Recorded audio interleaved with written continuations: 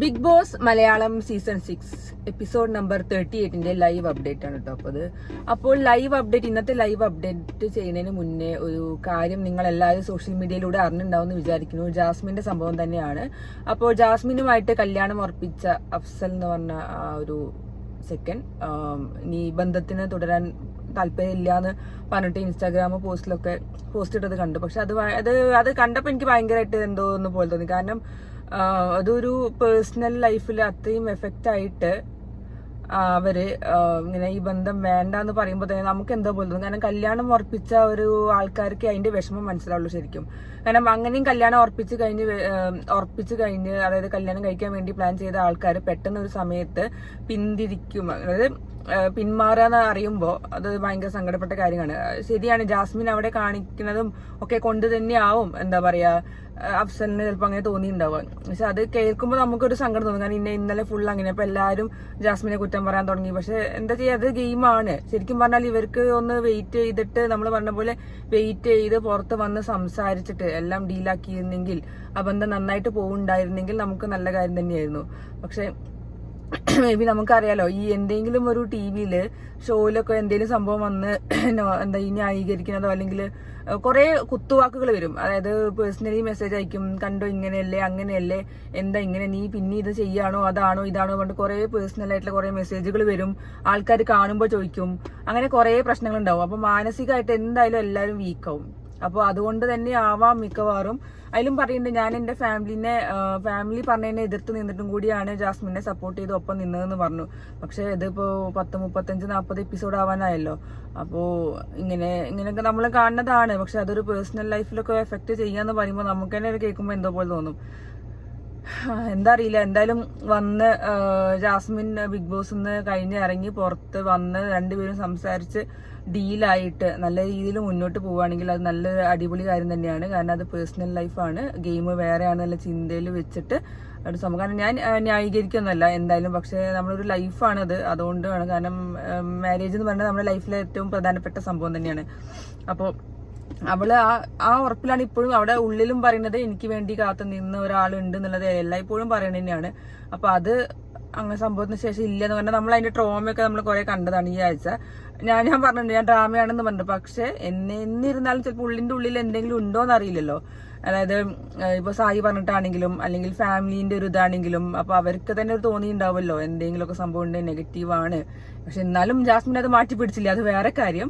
Game മാറ്റി കഴിഞ്ഞിരുന്നെങ്കിൽ എന്തെങ്കിലുമൊക്കെ പറയുന്നു, അല്ലെങ്കിൽ മിന്നാത്തെ എപ്പിസോഡിൽ ലാലേട്ടനോട് പറയുകയാണെങ്കിൽ ഇതിൽ ജസ്റ്റ് ഫ്രണ്ട്ഷിപ്പ് ആണെന്ന് പറയുകയാണെങ്കിൽ തന്നെ അത് നമുക്ക് മാറ്റേണ്ട കാര്യം. പക്ഷെ ഇന്നലെയാണ് രാത്രി പോസ്റ്റ് വന്നത്. മിന്നാത്തെ ലാലേട്ടന്റെ എപ്പിസോഡ് കാരണം പിന്നെ ഇന്നലത്തെ എന്താ പറയാ ഒരു കരച്ചിൽ സംഭവമൊക്കെ കഴിഞ്ഞിട്ടാണ് ഈ സംഭവം വന്നത്. പക്ഷെ അതൊരു ഭയങ്കര സങ്കടകരമായ കാര്യമാണ്. അപ്പൊ ഓക്കെ, അത് ശരിയാവട്ടെ എന്ന് പ്രാർത്ഥിക്കാം. അപ്പോൾ അതിനുശേഷം നമുക്കിനി ലൈവ് അപ്ഡേറ്റ്. അപ്പോൾ ഇന്നലെ രാത്രി വേറെ സംഭവം ഉണ്ടായി.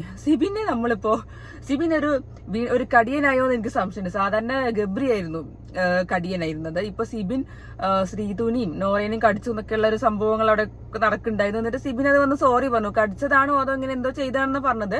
അതിന് ഇവർ രണ്ടുപേരും ഷോക്ക്ഡ് ആയി എന്നൊക്കെ പറഞ്ഞു. പിന്നെ അത് സിബിൻ ചെന്നിട്ട് സോറി മോളെ, ഞാൻ അത് ഉദ്ദേശിച്ച് ചെയ്തല്ല, കംഫർട്ട് സ്പേസിൽ വന്നതിന് സോറി എന്ന് പറഞ്ഞിട്ട് സിബിൻ അങ്ങനെ ഒന്ന് പറഞ്ഞു. അപ്പൊ അത് അവിടെ കഴിഞ്ഞു തോന്നുന്നു ആ സംഭവം. പിന്നെ അതിനെ കുറിച്ച് എടുത്തിട്ടൊന്നും കണ്ടില്ല. പിന്നെ ഇന്ന് മോർണിംഗ് ടാസ്കിൽ എന്താ വെച്ചാൽ ഓരോരുത്തർ വന്നിട്ട് 5 പേരുടെ ഗുണങ്ങൾ പറയാനാണ് പറഞ്ഞത്. അപ്പോൾ ഓരോരുത്തർ ഓരോ ഗുണങ്ങൾ പറഞ്ഞു. അത് നല്ലതും ഒക്കെ ആയിട്ട് പറഞ്ഞു.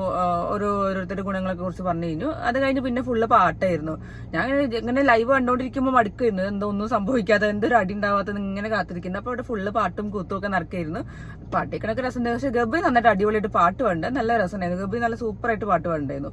അപ്പൊ അതിന്റെ ഇടയിൽ ശേഷമാണ് പിന്നെ പവർ ടീമിന്റെ കുറച്ച് അതായത് പവർ ടീം വന്നിട്ട് അവരോട് പറഞ്ഞ കുറച്ച് ഞങ്ങളുടെ റൂൾസ് ആൻഡ് റെഗുലേഷൻസ് എന്ന് പറഞ്ഞിട്ട് പറയാൻ വേണ്ടിയിട്ടുള്ള ഒരു സെറ്റപ്പ് അവിടെ ലിവിംഗ് റൂമിൽ ഇരുത്തായിരുന്നു. അപ്പോൾ അങ്ങനെ പിന്നെ ഓരോ കാര്യങ്ങൾ പറഞ്ഞു. അതായത് കഴിഞ്ഞ പവർ ടീം കുറച്ച് കാര്യങ്ങൾ ചെയ്തൊക്കെ ഉണ്ടായിരുന്നു. അതായത് നമ്മൾ കഴിച്ച പാത്രങ്ങൾ ബാക്കിയുള്ളവരെ കൊണ്ട്, അതായത് എച്ചിൽ പാത്രം കഴുകിപ്പിക്കുക എന്നൊക്കെ പറഞ്ഞിട്ട് അത് ശരണ്യൊക്കെ പറയുന്നുണ്ടായിരുന്നു.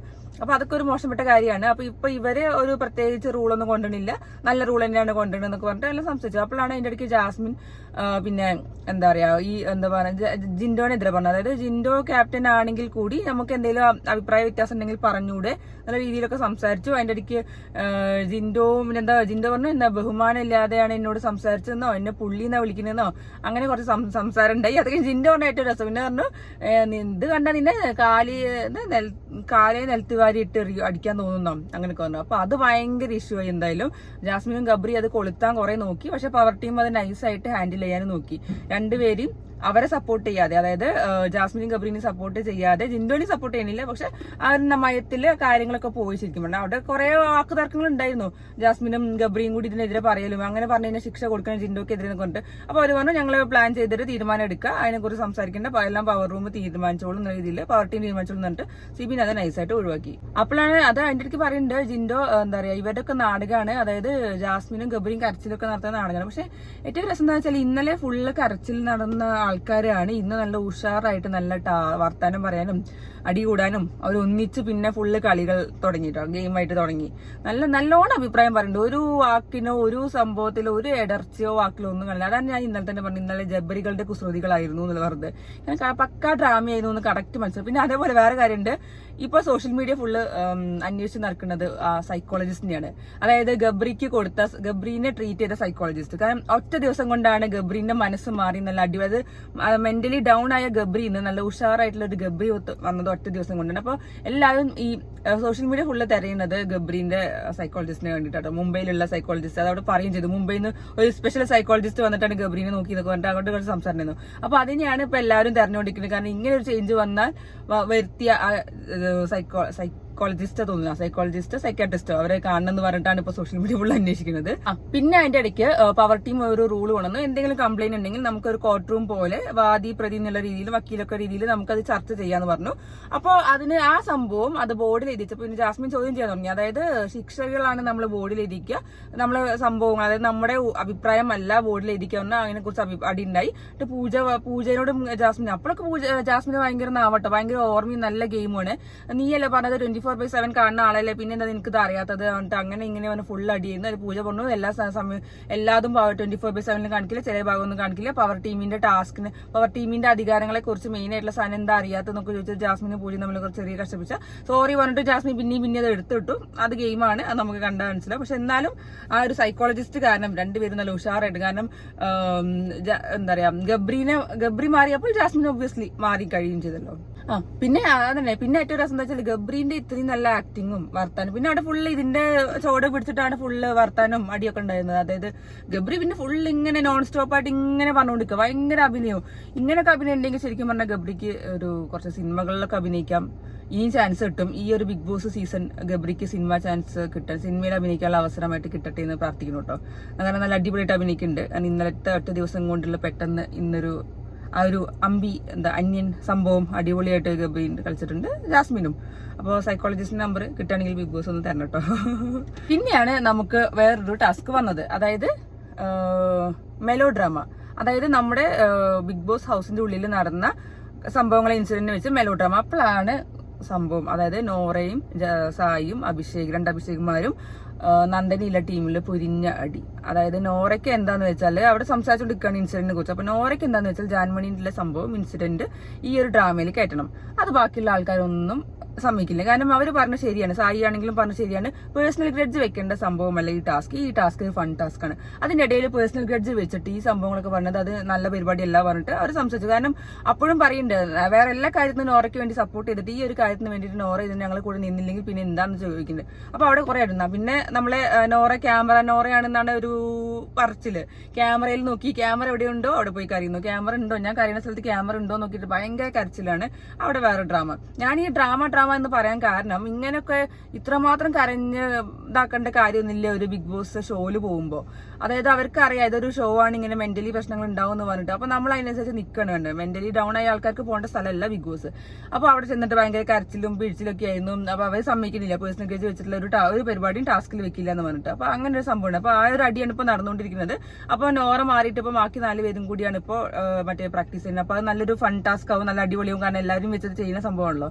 അപ്പൊ അത് നന്നാവട്ടെ. അപ്പൊ ഞാൻ ഇത്രേ കണ്ടിട്ടുള്ളൂ ഇന്നത്തെ ലൈവ് അപ്ഡേറ്റ്. അപ്പോഴാണ് അതുകൊണ്ട് ഞാൻ വീഡിയോ എടുക്കുന്നത്. പിന്നെ എല്ലാരും പറഞ്ഞ പോലെ പ്രൊമോയില് കണ്ട സംഭവം ഇപ്പൊ കഴിഞ്ഞല്ലോ. സായി കുറച്ച് ബഹളം ഉണ്ടാക്കിയിട്ടുണ്ടെന്ന് പറഞ്ഞിട്ട്. അപ്പൊ അതാണ് സംഭവം. ആവശ്യം വരുമ്പോ വരും എന്നുള്ള വിശ്വാസം തന്നെയാണ്.